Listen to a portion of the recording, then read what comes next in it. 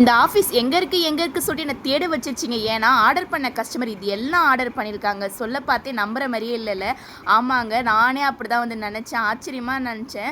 சும்மா விளையாடுவாங்களா? நான் இதெல்லாம் செலக்ட் பண்ணி ஃபோட்டோலாம் வந்து யூடியூப்பில் நான் போட்டிருந்தேன் இல்லையா, அதை ஸ்க்ரீன்ஷாட் எடுத்து எனக்கு அனுப்பியிருந்தாங்க. ஆமாம், இத்தனையும் எதுக்கு அனுப்பிட்டு இருக்காங்க, இவ்வளோவும் எனக்கு வேணும், இதில் வந்து சைஸ் சொல்லுங்கள், அதேமாதிரி சாரீலாம் வந்து யார் கட்டலாம் அந்த மாதிரிலாம் கேட்டாங்க.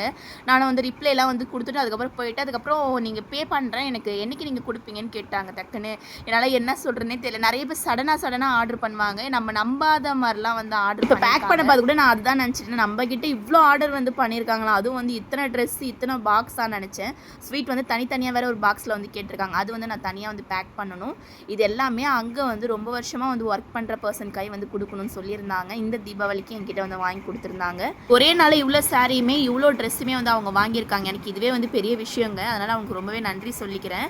இப்போ வந்து அவங்களுக்கு நான் டிஸ்கவுண்ட் பண்ணி தான் கொடுத்தேன்.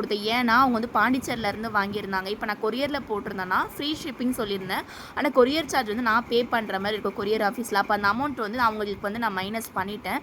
எல்லாமே வந்து ஆஃபரில் தான் அவங்களுக்கு கொடுத்துருந்தேன். எல்லாத்தையும் வந்து இன்றைக்கே வந்து டெலிவரி பண்ணோம். அவங்க ஆஃபீஸில் போய் கொடுக்கணும்.